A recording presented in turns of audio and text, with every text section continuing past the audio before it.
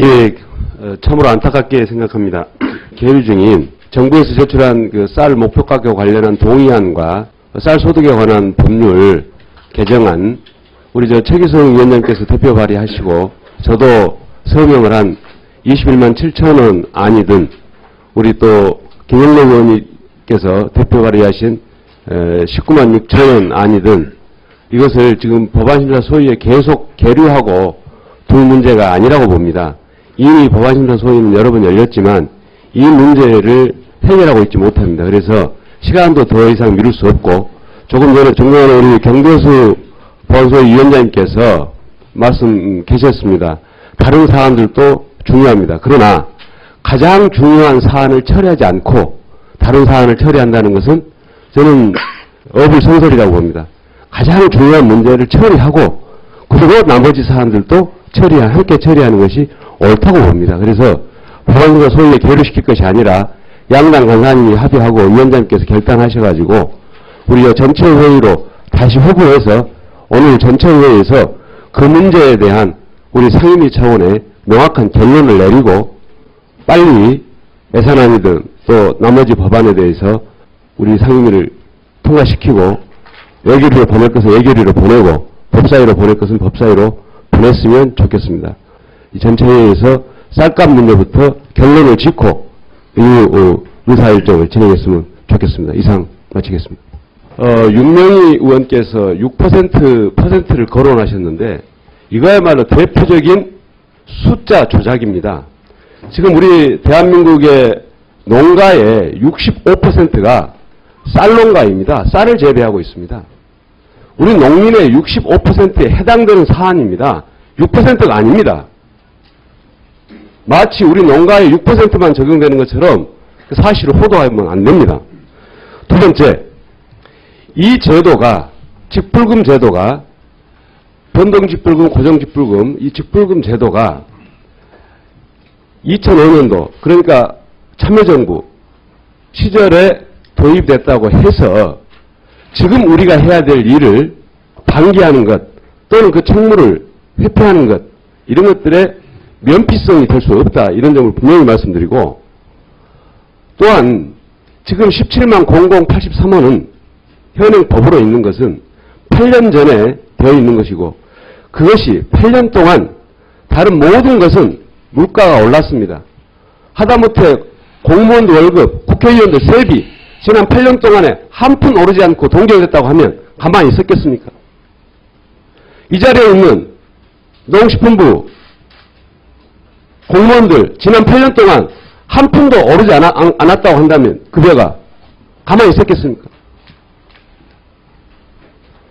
저는 애초에 제도에 물가를 반영하지 않은 것, 그것은 아마도 가격 지지 정책이 WTO의 협정에 위반된다는 걸 가지고 아예 그것을 배제하는 변동직불금을 구상하다 보니까 발생된 문제라고 보는데, 상황과 여건에 맞게 우리 농민의 권익을 어떻게 보호할 것인가의 측면에서 제도를 저는 전면 재검토하는 건 맞다고 봅니다. 그래서 저는 이 직불금 제도를 폐지하고 일정 양을 현지 생산 가격, 판매 가격을 보장하는 기초농산물 국가수매제를 저는 이미 발의했습니다. 1년이 지났어도 공청회 한번 지금 진행되고 있지 않습니다. 제가 매번 우리 상임위원장님과 여야 간사님에게 부탁드렸습니다. 찬반을 떠나서 공청회 한번 하자고 해도 공청회조차도 이어오고 있지 않습니다. 공무원의 장 역시도 만들어지고 있지 않았습니다. 분명하게 보다 더 진전되고 보다 더 진보된 정책 대안을 냈음에도 불구하고 우리 상임위에서 한 번도 책임있게 논의하지 않았습니다. 저는 그렇다고 한다면 이 제도적 미비를 극복하기 위한 노력에 저는 존경하는 이인재 의원께서 앞장서 주시면 대단히 고맙겠다는 말씀드립니다. 마지막으로 분명히 이런 입장을 폈습니다. 이동필 농식품부 장관님도 그랬고 여인홍 차관도 그랬습니다. 정부 입장은 기존 법과 기존 법에서 위임한 시행령에 의해서 산출된 17만 4,083원 이외에 어떤 안도 공식적으로 제기할 수 없다. 어떤 수정안도 제기할 수 없다. 다만 어차피 이것이 입법사항이기 때문에 입법정책적으로 상임위에서 여러 의원님들께서 논의해서 결정하면 그것을 수용해서 따르겠다는 입장을 보여주었습니다. 여러 차례 피해겠습니다. 지금 문제가 되고 있는 것은 존경하는 백의원 의원께서 지적하셨다시피 새누리당 의원들께서 지난 1년 동안 무책임으로 일관해왔기 때문입니다. 공론을 한 번도 책임있게 제기하지 않았기 때문입니다. 그래서 오늘이 이렇게 됐고 우리가 시간에 쫓기고 있습니다. 이 시간에 쫓기는 과정에서도 우리가 지혜를 모으면 답이 없는 것은 아니다. 정말로 농업, 농촌, 농민의 문제를 정말로 외면하지 않고 그 현실을 직시하고 있다면 이 문제에 대해서 해결 못할 이유가 없습니다. 저는 지금이라도 새누리당 의원님들께서 여러분들 국회의원으로 뽑아주신 지역구의 농민들을 생각하셔서 그리고 오늘날 대한민국이 세계 10위권의 경제대국이 되도록 평생을 헌신해오고 희생해온 우리 농업, 농촌, 농민의 역사를 생각해서라도 부모님들을 생각해서라도 저는 책임있게 나서줘야 한다. 또 무너져가는 농업을 다시 살리고 농업에 희망을 주려면 우리 국회가 그 임무를 진행해야 됩니다. 대한민국에서 쌀 산업을 포기할 것인가?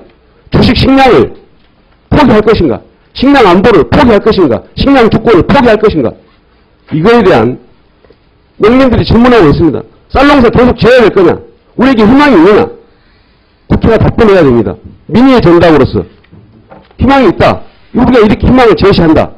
이런 역할을 국회가 해야 됩니다. 그 역할을 방기해서는 안 됩니다. 저는 강력하게 호소드립니다. 지금이라도 늦지 않았습니다. 오늘 중에라도 해결할 수 있습니다.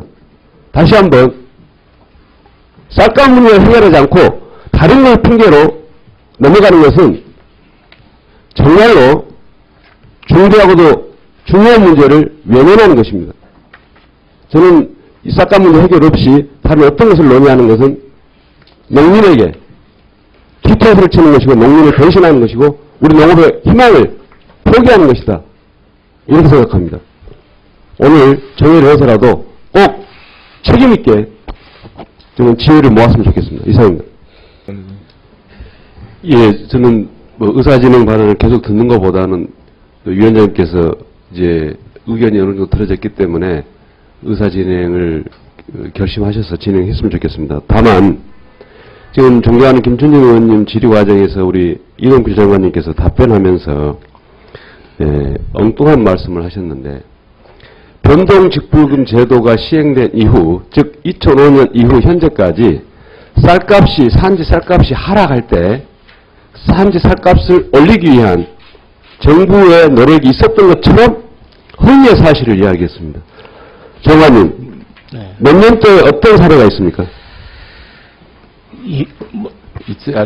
제가 구체적인 자료는 좀 봐야 되겠습니다만은 휴경 보상이라든지 아니면은 논에다가 다른 작목을 재배하는 아니 산지 쌀값이 하락하고 있을 때 그 하락하고 있는 쌀값을 상승시키기 위해서 쌀값을 올리기 위해서 취했던 조치가 있습니까?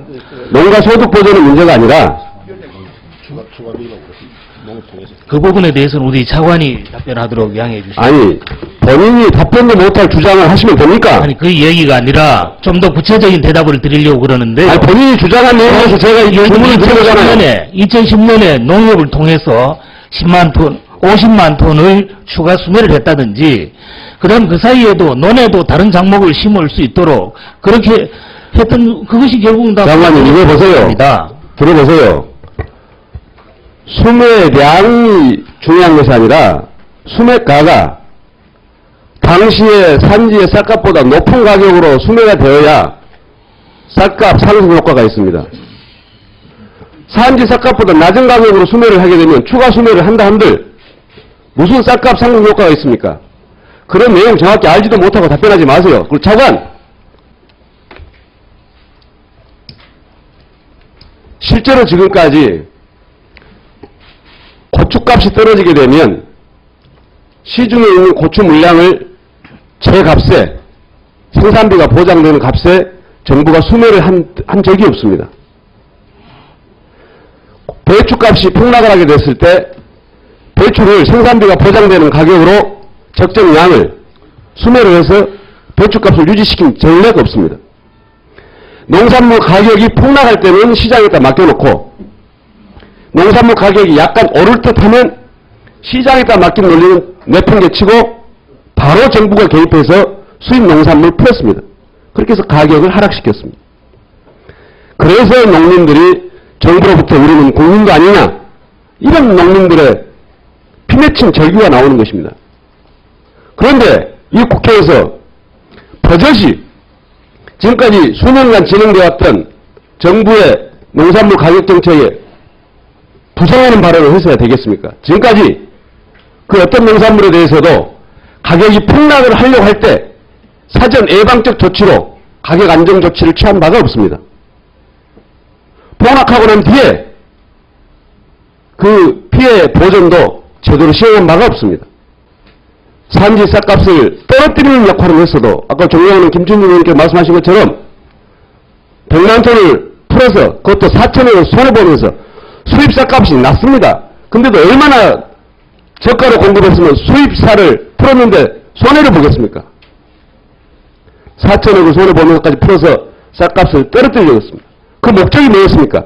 내년부터서 2015년부터서 전면 관세를 하기 위한 일관된 정책적 일관성을 가진 쌀값 하락을 위한 노력들이었습니다.